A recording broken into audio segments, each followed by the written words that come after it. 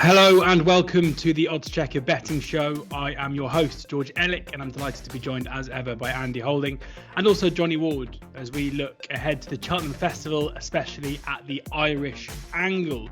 Before we get into that, I'd also like to welcome on board our new sponsors. Unibet will be with us right the way through to the Punchestown Festival. It's great to have them on board supporting the betting show, and we've got an offer as well for new customers to Unibet. Deposit 10 and get money back to up to £40 if your first racing bet loses, plus a £10 casino bonus as well. T's and C's do apply. You can find the link in the description below or in the podcast description as well. So, yeah, the Oddschecker betting show brought to you by Unibet, and the first one of these Unibet shows, we're going to be looking at the Irish angles into the Cheltenham Festival. But first and foremost, let's find out how you're both doing, Andy. Starting with you, a nice little break. You're taking time out of your break with your family to chat to us about the Irish good things at the festival. Yeah, managed to get them out of the way for a couple of hours, if that's the right way of putting it. It's school holidays, so this is a few days break just to kind of like take stock before the Cheltenham Festival previews come at us thick and fast next weekend or next week into the following week. I think there's about 4 or 5 upcoming, including bigger one that we're going to be recording the week before, where we'll probably have all the final sort of thoughts, and particularly the handicap weights will be out, so we can sort of work out who's going to go where. And I think me and Johnny are going to have a preliminary look at the entries for the handicaps this week in more detail, and highlighting perhaps 3 or 4 that we think might be a smidgen of value at time of recording. Yeah, we're going to be going through a couple of handicap picks from you both, and some of the big clashes. The Irish against the Brits in terms of what we've got in the maybe the bigger races over the week. Johnny, this is your 1-year anniversary. The first Oddschecker pod you were ever on was last year's Irish Angle. So happy birthday, happy anniversary. How are you doing today? Oh, that's lovely. I'm trying to recall. I think I was down in. I'd have been down the country for that, but I was with my girlfriend at the time when I recorded, and I mentioned her because after the last horse I had a leg in, I promised her I would never do it again. And then there was a filly running in a claimer a few weeks ago, and I decided that it would be a good filly to claim for small money. Went through with the claim, got a few people involved, didn't tell her, and the filly's running tomorrow night. But it was my girlfriend's 40th birthday, she won't mind me saying, or will mind me saying, last week. And when she was pissed at the 40th, I finally told her about the horse, and she just didn't care. So played my cards right. Great stuff. Well, happy 40th to your missus, and fingers crossed the horse goes well tomorrow night. So with this show, we're going to try and cover off kind of all the different Irish angles ahead of the festival. And I'll come to you first here, because before we get into the markets and your tips and the rest of it, I mean, there's no denying that the Irish have had the stronger hand pretty much across the whole week over the previous few years. Maybe last year not quite as dominant, but in terms of the handicaps, we've had the issue with the Irish handicapper maybe being a bit more lenient than over here. We've seen the domination of Willie Mullins and, of course, Gordon Elliott, apart from the last couple of years as well. Where do you think we sit going into this year's festival in terms of the gap between the two, I guess, and the hopes that both countries go into the festival with? Just looking at it from an English perspective, there are certain races this year that we've got not necessarily a stranglehold on. But some of the championship vets, I think we're going to be a little bit more competitive in. It's been a long while since we've had a very, very skinny price favourite for the Champion Hurdle, for instance. Obviously, Honeysuckle and Willie Mullins, etc., have dominated that division for a while now. Obviously, Constitution Hill flies the flag there. We've got a genuine challenger in the Arkle, in the shape of John Bonn. Edwardstone is a big contender for the champion chase, and we've got a few that are justifiably less than 10-1 or single figures for the Gold Cup. Your Protectorats and Brave Man's Games of this world.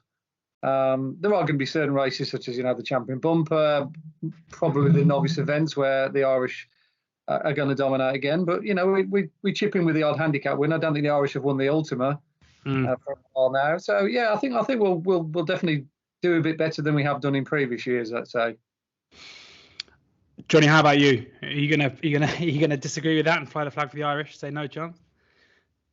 No, I think it's funny, the story of Constitution Hill, I suppose, George, that he ended up being sold to Michael Buckley. Kind of, I guess when they went to the sales, I did a piece for the Irish Field on Constitution Hill, and Barry Geraghty and Sam Ewing, or rather Warren Ewing, went to the sale and they couldn't get the money they were looking for. So Barry had a relationship with Buckley, obviously going back to some nice horse in the past. So I think it's good for racing that the superstar of National Hunt racing at the moment is trained in Britain by Nicky Henderson, who, like, time immemorial, I think is going to have a very strong day one. But other than that, I'm not sure what the spread is, but it's probably something like 12 or 13, I'd say, for Irish winners. The entries have been staggering, really. The Grand National entries even more staggering. The state of play between Ireland and Britain. And I know the British have brought in a couple of kind of regulations now with regard to handicaps, that you have to run a certain number of races. For me, that was an attempt to stop the likes of Stateman winning a handicap as he would have in the past. But overall, whether it make much difference or not. And I suppose the other thing is, as much as it's difficult to tip up horse in handicaps when obviously I don't know what weight they are, I'm not sure it makes an awful lot of difference either. They're going to be fairly tight handicaps, and the Irish are going to dominate, I think, full stop at Cheltenham.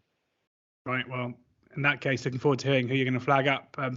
Just in terms of looking at the Irish dominance, though, before we get into the tips, I mean, looking at the Unibet market for top trainer paints a pretty big picture in terms of that. Willie Mullins is the 1-7 favourite to win top trainer at the festival. Nicky Henderson, pretty much flying the flag on his own for Great Britain in a fair few of these big races, is 8-1 alongside Gordon Elliott, who's also 8-1, looking to bounce back after a nightmare week last year. Nichols is 33-1, de Bromhead 33-1, and Dan Skelton 66-1. I mean, in terms of a betting market, is that a 7-on shot that's already, is there any chance of Mullins being usurped given the amount of depth that he's got to his stable, Andy? Well, I don't think he's quite so dominant in the two divisions which he has farmed in the last decade or so, i.e. the Supreme Novices or the Ballymore. I think those two races arguably are probably as wide open as they've ever been in the last 4 or 5 years anyway, as far as I can remember. Obviously, Willie's got strong hands in both of them. He's got Pascal Vega and Ante-Post in the one, and obviously Impere Pass and potentially one or two others, Gaelic Warrior maybe in the other race. So he might still end up winning it, but there's no real thin one where you think, oh yeah, that's a banker.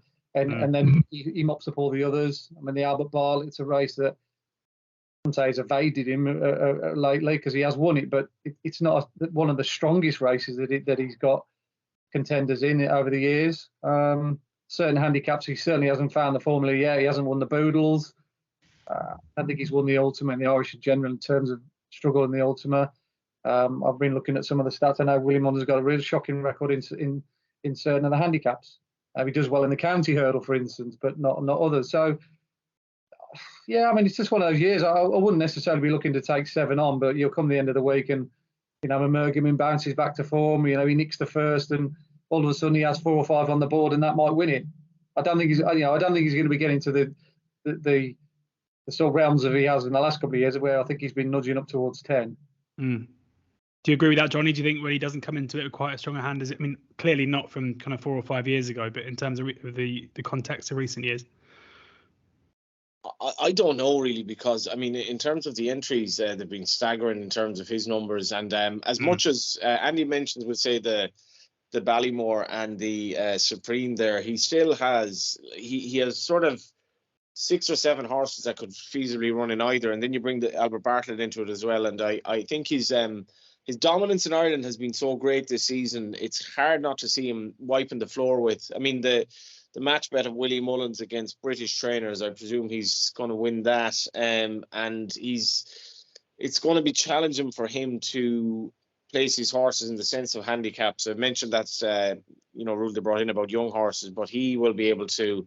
Willie has a great way of getting his way, I think, with owners. He'll be able to, spread his horse around nicely. Obviously, the Yalaho Ryanair story is a blow, and I think he against Shishkin would have been a great race. But Willie's still probably going to hit double figures, I think.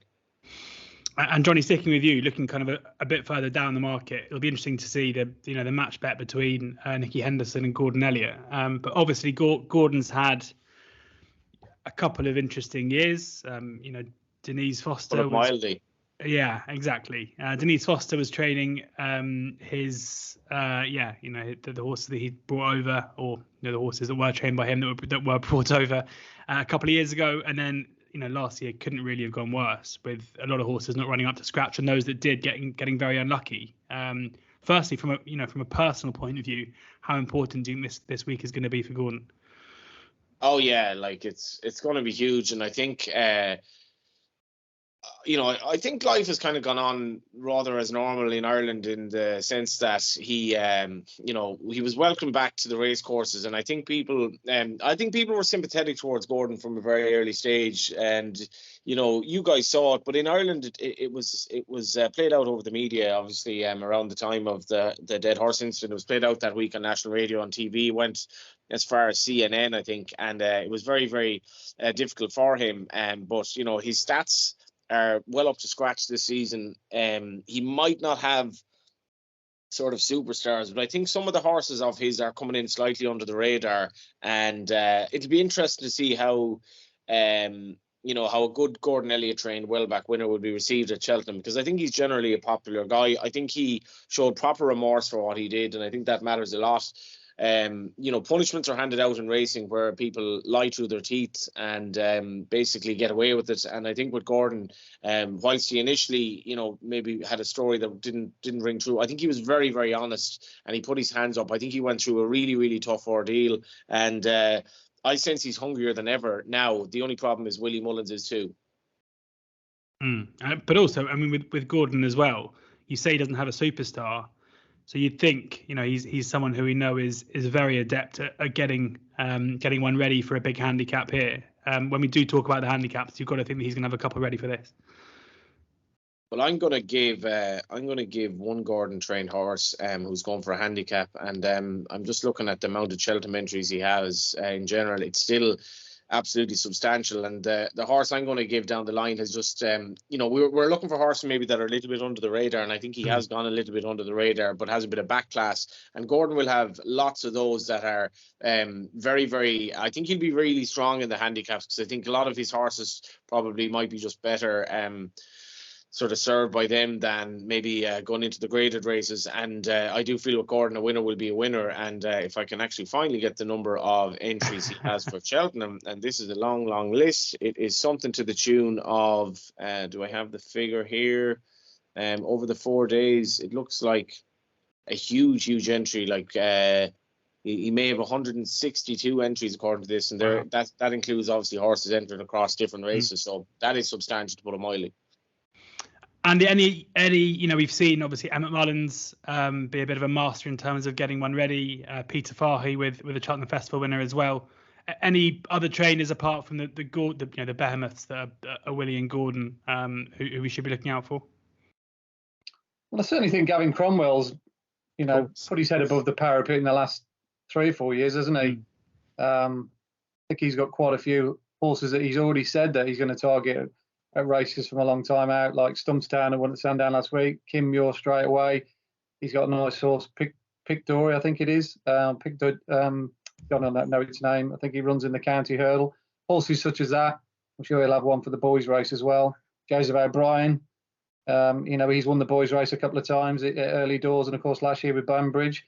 So these guys not only trade Grade 1 winners, they're not backwards and coming forwards when it comes to laying one out for a handicap as well. So I think it's when you're looking at the handicaps that the names get spread a little bit more far and wide. So yeah, those two are just two off the top of my head, but there's a lot of shrewd guys out there. Noel Mead will be chipping away, no doubt.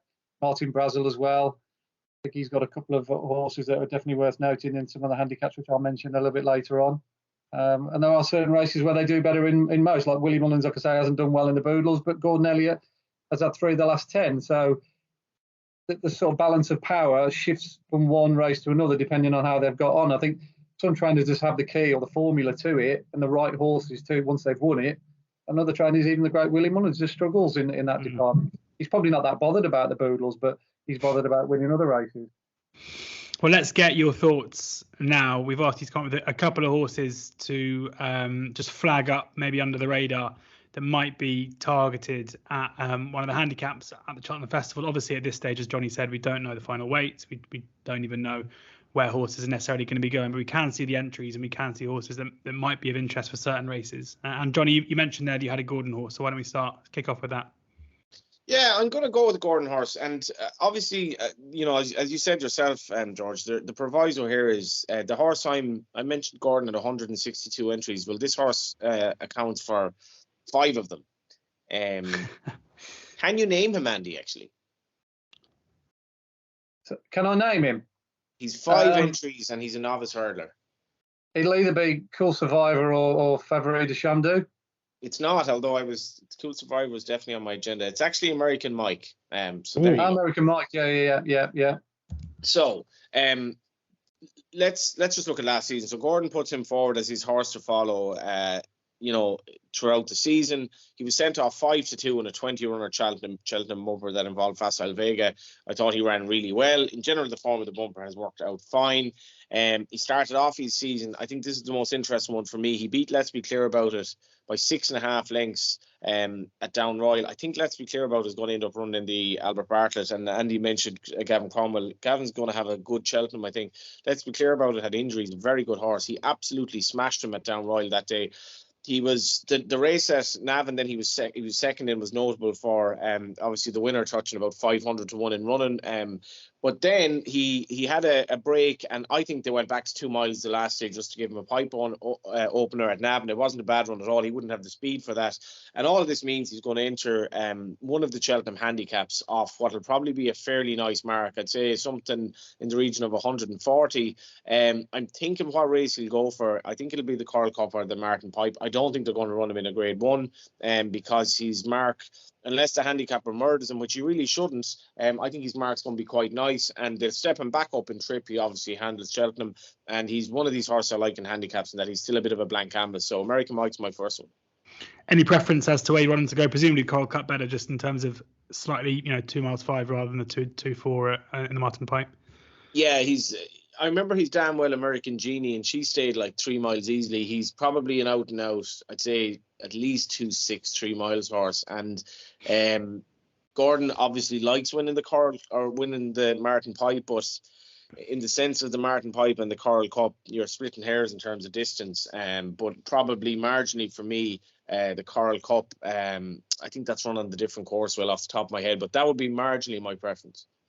Yeah, Unibet standout price for both of those two. 12 to 1 they are for the Martin Pipe, 11 to 1 for the Coral Cup. Not on no bet yet, so do be wary in that case when placing your bets. But best price in the market for Unibet on both there for American Mike. The other Andy, I should mention, George, just briefly, is that Gordon obviously won the race with Commander of Fleet. You might remember last year. That race is going to be key to my form judgment today, but he won it in 2016 as well. So for such competitive race, Gordon has a very good recent record in it. Lovely stuff. Andy, who's your first? Well, I'll just stay on that theme really, rather than sort of deviate off of it, because Johnny's got to neatly led me into that category, which I'm quite keen on. I certainly appreciate the American Mike angle. I was quite nonplussed as well. I presume Johnny was as well, to find that American Mike was 11 to 8 to win that race last time out at Navan, which I thought was a scandalously short price. Such of his reputation, really, more than anything else. But considering that, he's running last year's champion bumper, the general feel of him last year was always one of a stayer, and they campaigned him early on in the season, having 2.4, 2.6, but then dropping back to 2 miles. Either was a bit of a smokescreen in the sense that they wanted to give him another run and put a bit of pace into him, and then obviously had a handicap sort of campaign in mind. I think that's probably the sort of deviant in me thinking that way. Then if Johnny's the same, it'd be very, very interesting if he did run in the Coral Cup. Me personally, I hope he does, because the two horses I'm going to mention haven't got an entry for the Coral Cup, but they run in the colours of Gigginstown. Now, Gigginstown have got a really good record in the Martin Pipe. They've had 16 runners in it. They've won it 4 times, and 5 of them have been placed. And I think they would have won it with Column of Fire had he not fallen at the last. So you can effectively put 4 stroke in brackets 5 there, winners of that Martin Pipe race. And the 2 horses they've got in it this year, the 2 main candidates would be Favori de Champdou and Cool Survivor. Now, which one of these 2 ends up running here, I don't know. They could both run.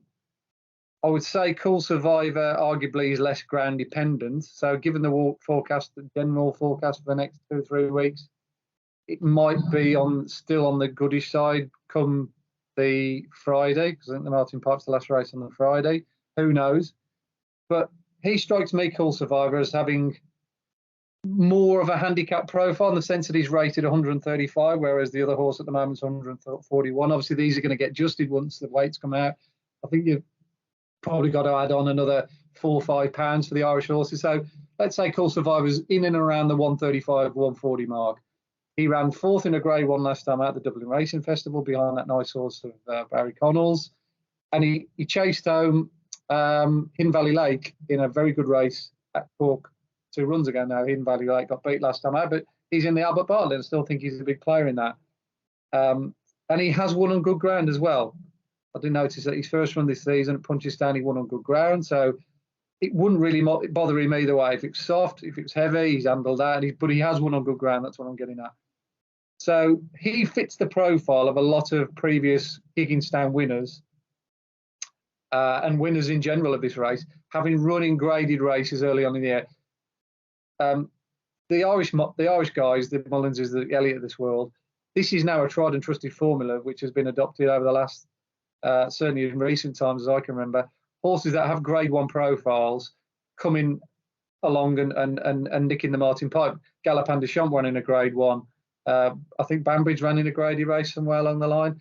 You go back to like the good horses, the Sir de Champs of this world. They ran in Grade 1s as well prior to mopping up the Martin Pipe. So Cool Survivor would probably be my number 1 of those 2. But I do have a healthy respect for Favori de Champdou as well.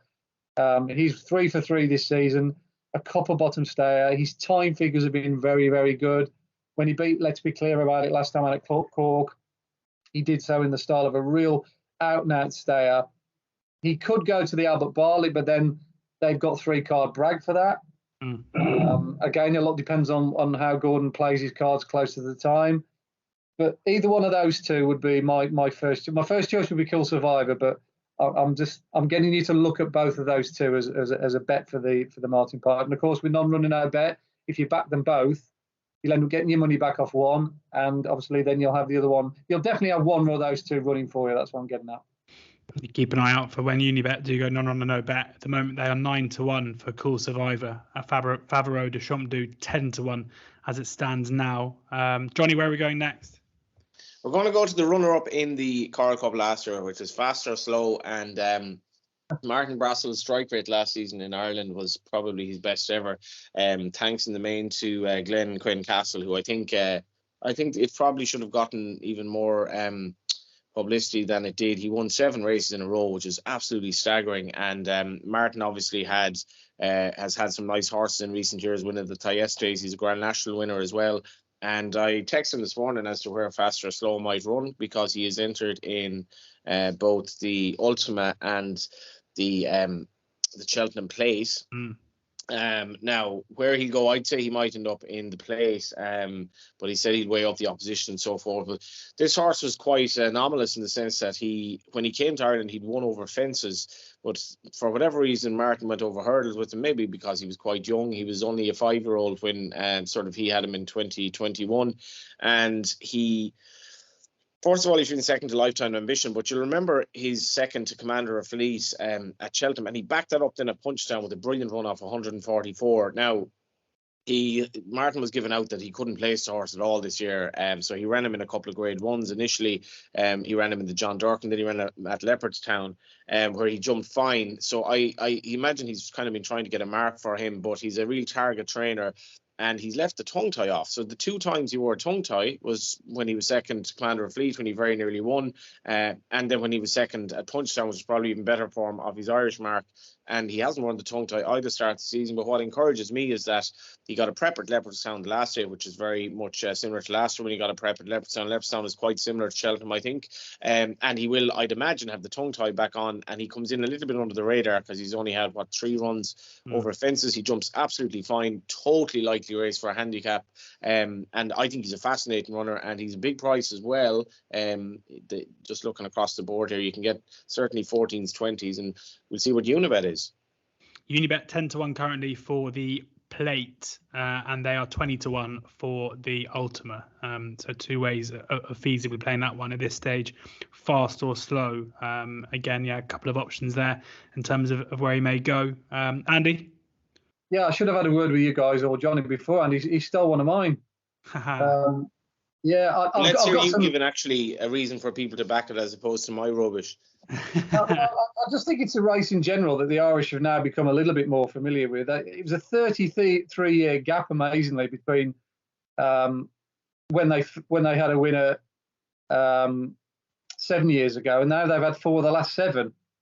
So they definitely have found the key. The key is basically to produce either a novice or a second season chaser, of which Fast or Slow is.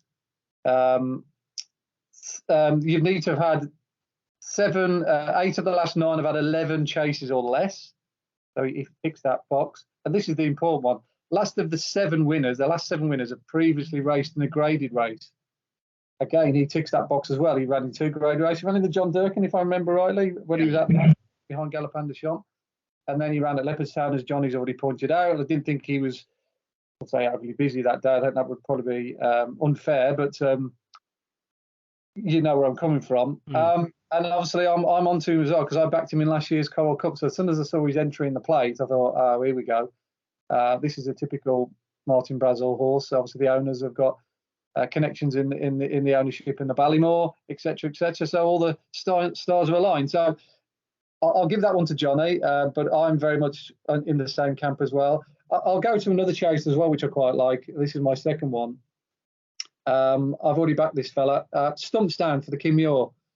A race that I'm not normally necessarily that bothered about, but good friend of mine, Paul Byrne, owns the favourite, Mr. Incredible. So I've kind of taken a little bit more of a keener interest in this race this year. And I know Mr. Incredible goes to there before potentially going for the Grand National. So I wish him well with that. The only problem is that Willie Mullins has never trained the winner of the Kim Muir. So that puts a little bit of a fork in Mr. Incredible, but I hope he finishes in the first 4 or 5 and gets home safe, etc., etc. But I do like Stumpstown. The day when he won at Thurles, I put the 2 chase races on a split screen that day. Fakir Dudaris won the Grade 2 race rather luckily because the Calais fell at the last. But either way, he's 165 horse. And when they touched the winning line, and I sent them all the way around, I put Stumpstown on the other split screen. And Stumpstown finished exactly in the same place as Fakir Dudaris. So basically, he ran the last circuit the same time as Fakir Dudaris. I thought, God, this has got to be some seriously well handicapped horse here, 125. They brought him over to Sandown the other day. I napped him on my column, and he absolutely jumped for fun. Now, previously, he jumped quite badly at Punchestown, but I went back and watched that round, and it was absolutely bottomless ground. I just didn't think he was able to operate on that ground. He couldn't pick his legs at it. There was no traction there. There was no spring in it. So a horse who's got a little bit of a sort of fragile technique, if you like, was always going to be found out on those ground. But his 2 best performances in Ireland and in England have come when the ground has been on the quick side. And looking at the long range forecast, you can't see it being soft or heavy at Cheltenham, and you think good to soft at worst. So he's going to get his conditions. I'd imagine they'll go for a good, Irish amateur. I think Paul Byrne's horse, Mr. Incredible, has been booked by Patrick Mullins. So it'd be sort of like your Derek O'Connor's, your Barry O'Neill's of this world. But make no bones about it, Stumpstown's a very well handicapped horse. So he's my second choice for the Kim Muir. Yeah, I put him up, George, when he ran at Thurles. Little did I think he was running off 112 that day, because I was just banking on the better ground. Because as Andy said, he jumped poorly at Punchestown, but his improvement's been something else. He's only 6, and I spoke to Gavin this morning. He's 2 entries, but he's going for the Kim Muir. That's good to be confirmed. The target 5-1 currently with Unibet. I mean, do you think in terms of backing a horse for a Cheltenham Handicap a month before, do you think he shortens up much from fives now? It's bizarre. It's amazing how short these like sexy Irish horses get in races like that. I mean, when you look up the board about a minute before the off, you see some gamblers, you think, well, it can't get any shorter than 5, and you see 9-2, 4-1, 7-2, 3. They go absolutely ridiculously short. I don't think there's any clamour to take 5, 6-1 now, but all I'm saying is if he opens up that on the day and he's still there on the day, he will go off more 3-1 than 5. You're not going to get a massive edge, but you're going to be on a horse who's very well handicapped, and he's going to be ridden by one of the best amateurs. I mean, Jamie Card, the Doc as they call him, Derek O'Connor, they've won it 5 or 6 times between them. So you chuck in the likes of Barry O'Neill as well, I guarantee you that one of those 3 will be on either Stumpstown or Mr. Incredible. So you've got the best distance in the saddle, and you've got 2 incredibly well handicapped Irish horses, and the Irish have done really well in this in recent times. Hopefully your mate's horse, Mr. Incredible, will give us a decent price on the day, but 5-1 now as it stands. One more each, and then we'll get on to some of the big Irish names taking up their chance at Cheltenham Festival. Johnny, who's your third selection? I managed to get the aforementioned mate involved in my horse at Dundalk as well. So just because he'll be able to pay the bills, and he does seem to be lucky whatever he hits. So we'll see how that works. My last selection, lads, is in the race in which Andy references the fact that Willie Mullins doesn't have a great record, in despite the fact he had Gaelic Warrior in the Fred Winter last year.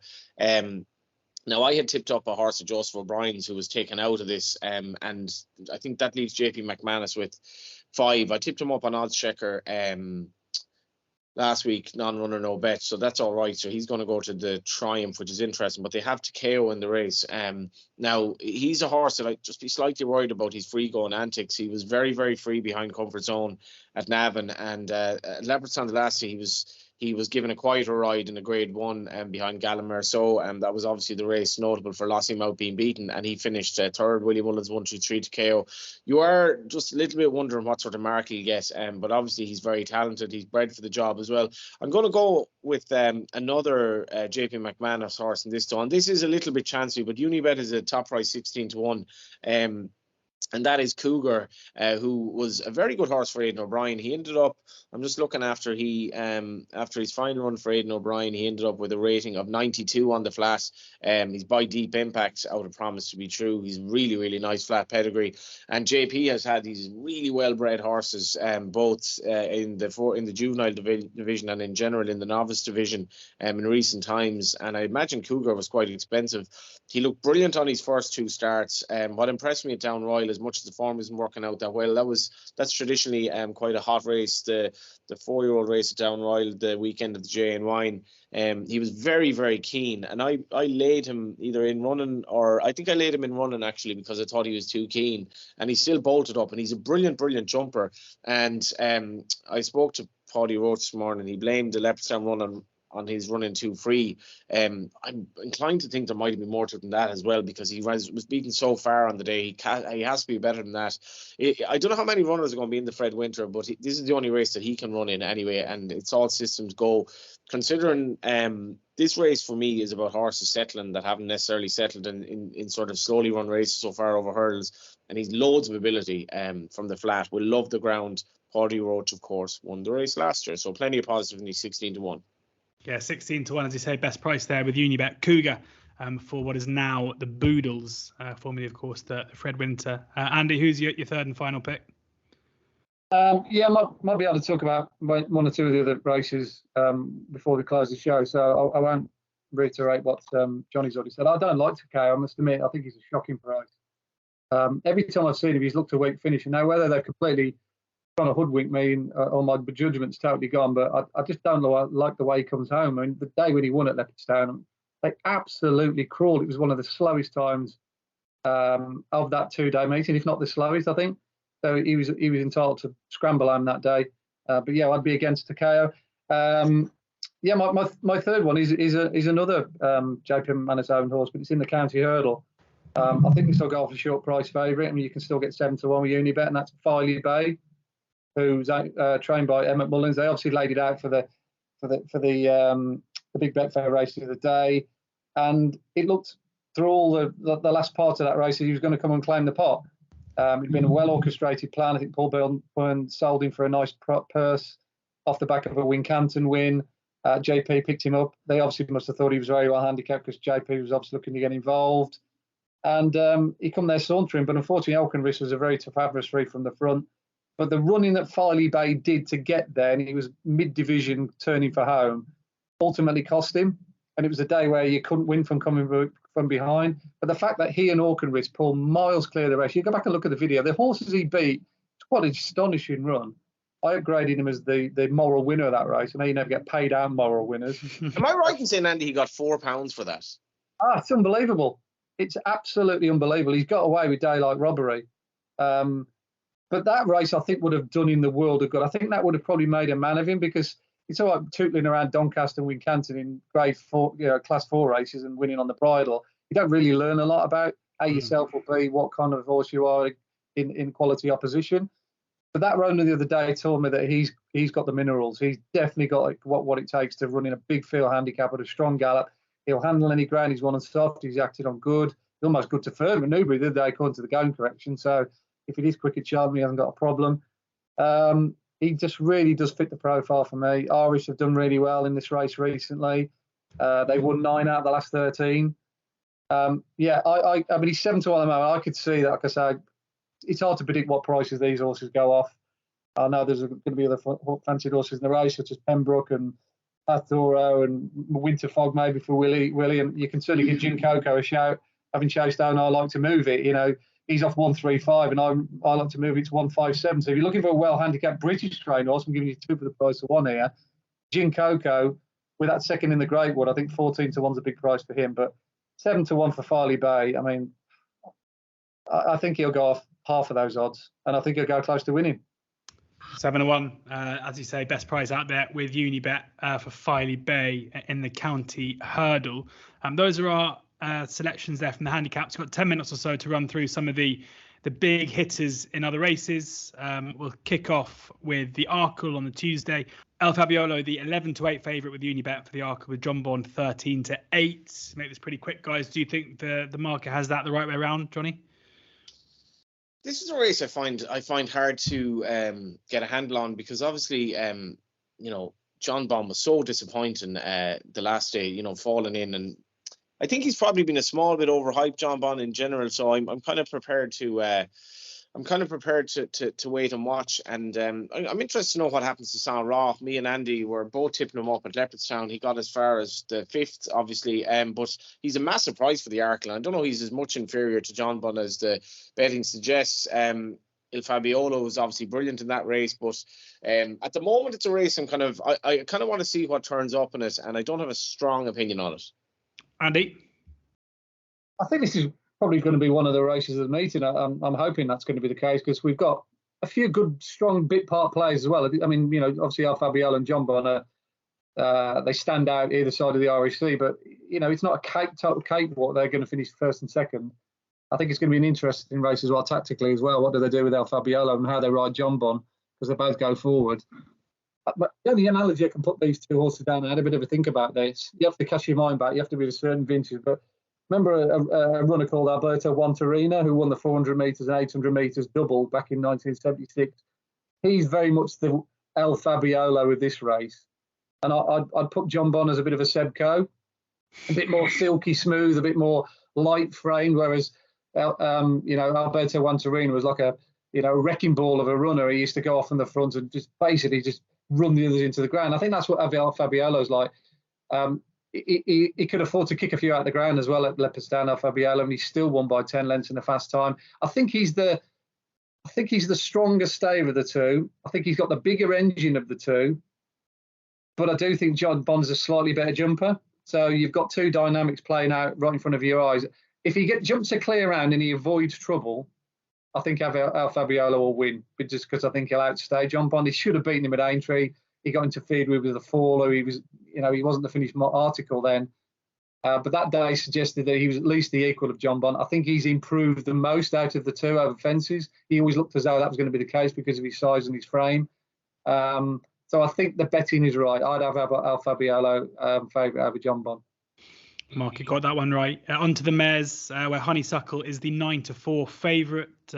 Obviously been rerouted to the mares, having been beaten at Ferryhouse and Leopardstown by Tiapu and State Man both the last 2 times. Andy, 9-4 for the Wonder Mare, whose star has slightly fallen, of course. That's a price that is sure to attract plenty. But where do you sit with it? Yeah, certainly won't be carrying any of my money, Honeysuckle. I'd be sticking her in the lay box rather than backing her. Yeah. Yeah, just haven't liked her this season. I mean, the Champion Hurdle times and the data off that race suggests she was on the decline then compared to Constitution Hill. You sort of like you knew who was going to be the best in the division out of those two this year based on what we calculated 12 months ago. Look, Honeysuckle's run 2 admirable races. Third in a Hatton's Grace and second to a good horse, in State Man in an Irish Champion Hurdle. It's not exactly like a massive backward step, but she's definitely on the trajectory down, whereas others are going upwards.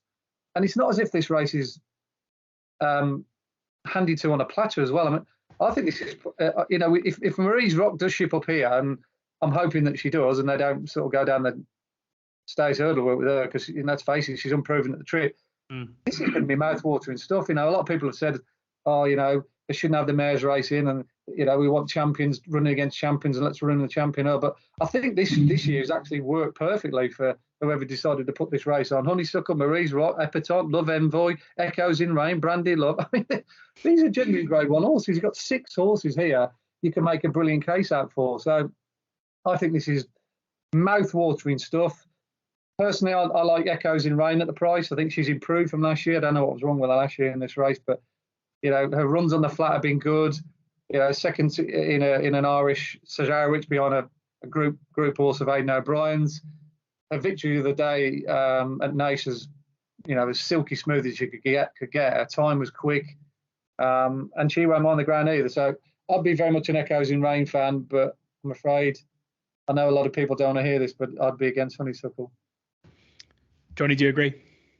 I tend to agree with Andy there. I'm not a massive Echoes in Rain fan. I think she often flatters to deceive. Maybe the race just fell into her lap a bit at Naas and beat disappointing rivals. I know Andy's a fan of Brandy Love. I'm kind of prepared to give Brandy Love the benefit of the doubt for her reappearance in Punchestown yesterday when she was desperately weak in the betting.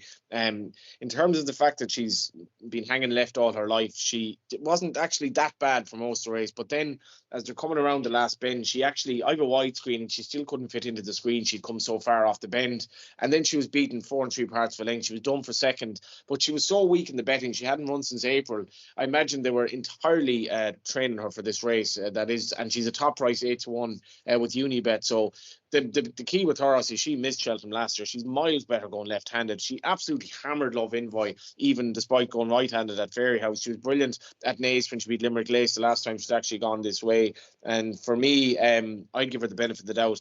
Honeysuckle has gone at the game, I think, for me. She was all out for seconds, and no disgrace at all in her performances this season, but she's regressing. On then to the Turners, and we spoke about Gordon Elliott earlier. His big hope maybe here is Mighty Potter at 5-4. I mean, it's mad when you look at the previous winners of the Turners. You almost kind of think maybe your best novice chasers, you want to avoid them winning, because Bob Ollinger, Chantry House, Sam Crow, Defi de Sol. It hasn't been a race that these promising novice chasers have really stepped up on after winning this. But Mighty Potter certainly one of the most exciting in this category, and as I say, 5-4 here. Johnny, what do you think of the price? Yeah, he's been mightily impressive. He's again one of these horses. I don't really want to take this sort of price about him so far away from the festival, even though it's not that far away. But you might as well wait till a bit closer to the time. I mean, he was imperious at Leopardstown the last day. I really can't pick a hole in him at all, apart from his price. Sir Gerhard, obviously, if he comes here, will be very interesting. He wasn't overly impressive at Goran, but this is I know this race is going to mean an awful lot to Gordon in the sense of he's put so much faith in this horse. It's probably his banker of the week, but I like him. I just don't like his price. Andy? Yeah, I agree with John. I don't think there's any rush to take 5-4 at the moment. He's sure to be at that at least on the day, if not bigger. I think all the each way thieves that are out there will be looking to get with Banbridge. You'll be looking to put him in your each way multiples, because barring an accident, he'll definitely be in the 3. Yeah, he's just bomb proof, rock solid as you get. wherever Mighty Potter finishes, Banbridge has got to be on the scene. I think he'll finish closer than he did early on in the year in the Drimmoor. We know he likes Cheltenham. He likes good ground. He's a festival horse. He's proven already, in a big atmosphere day.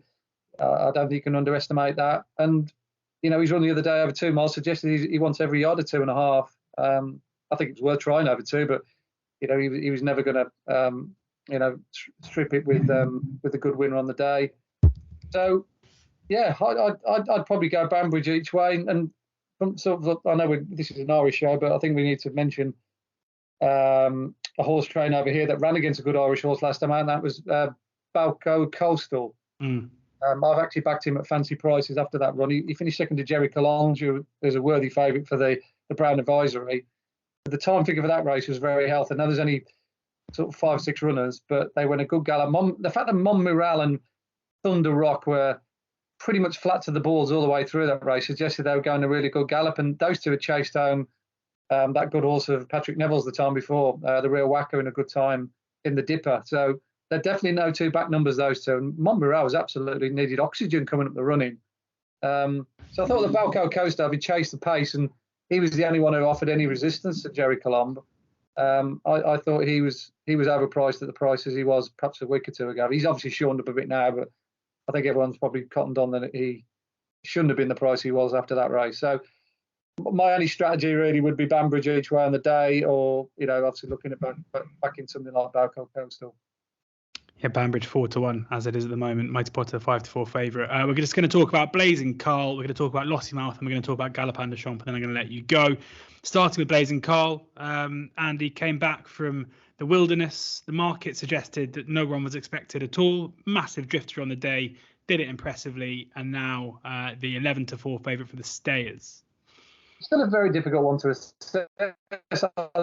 I've never got him running a big time, but I just don't think he's been in the environment to run a big time yet. Those novice races last year were fairly tepidly run. Even the race of the day when he made his comeback wasn't exactly a strong gallop. But I think that the feature about most of his performances is how strong he's been at the back end of his races. When he's hit the hill at Cheltenham, he's looked really good. When he hit the hill the other day in Avon, he looked really good. Charles Burns has done a great job with him. Got to be given a huge amount of credit to get him into the condition that he has after a long break. The fact that he drifted out to 5-1 the other day, I think even Charles probably thought, well, he can't win today. And yet he did. So his class got him home. I fancy him more than I do Tiupu. I think Tiupu is very much ground dependent.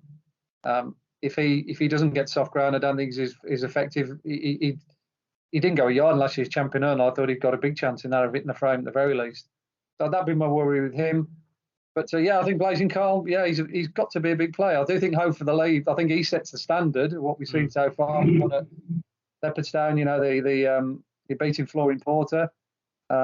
He'll probably be the least fancied of the main Irish players because of the recency bias. The fact that he ran earlier on in the season, everyone's almost forgot how good he is.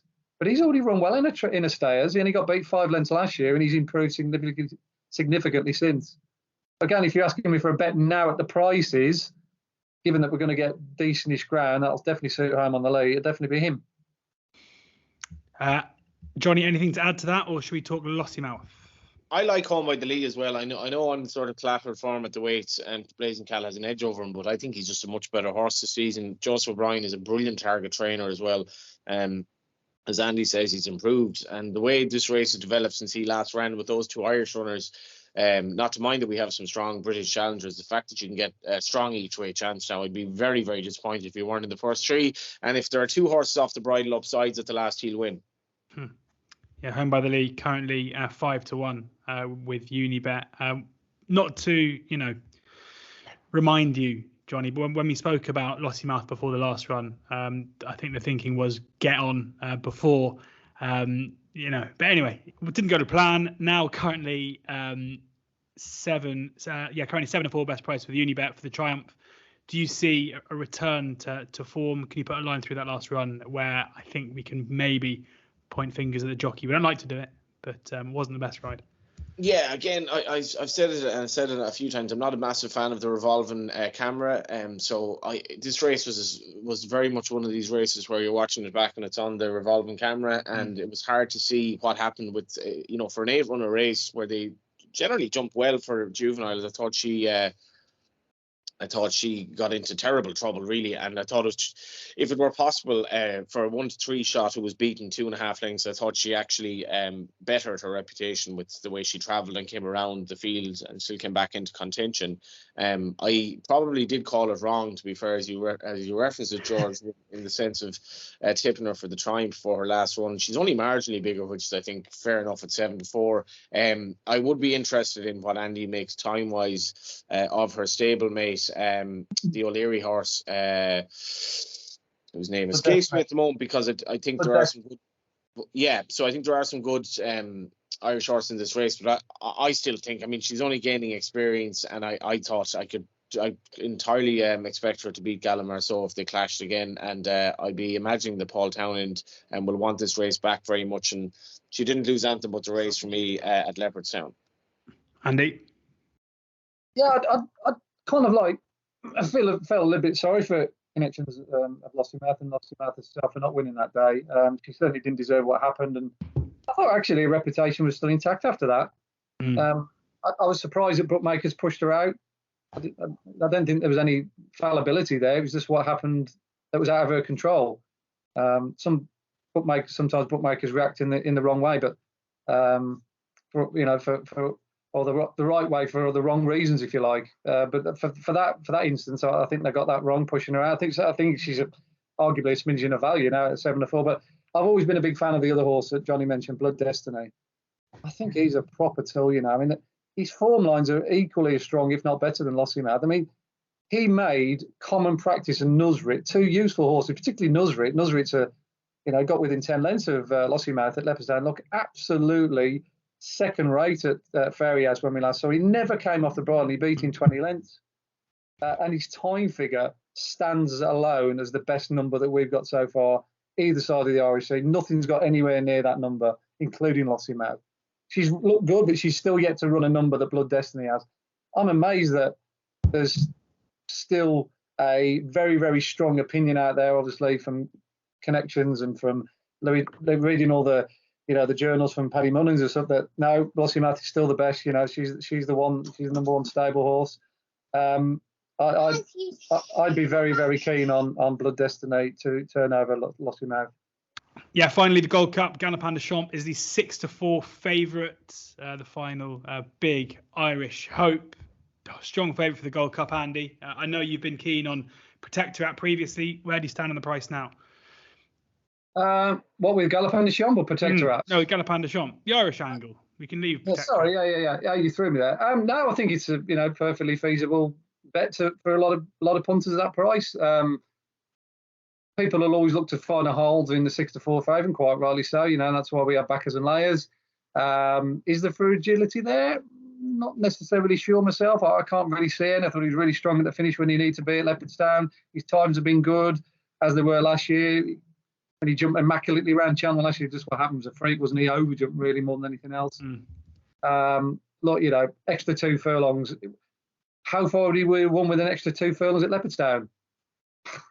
He was going further away from Statler as far as I could see. And Statland's, an out-and-out stare. So, yeah, he's very, very hard to knock. Whether he's a bet for me, that price, I'd probably, always look to find something at a bigger price, or a bet without the favourite on the day can get better odds. You can back something 4-5 to 1 each way with Galopin de Champs in the race. So that'd probably be my approach. But I've always been a fan of Galopin de Champs, and I'm not going to come on here and say, this is one of the lays of the meeting, because he definitely isn't for me.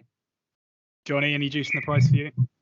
No, I don't think there is. And, one thing about the Gold Cup, I'm not really keen about taking short price about horse in the Gold Cup.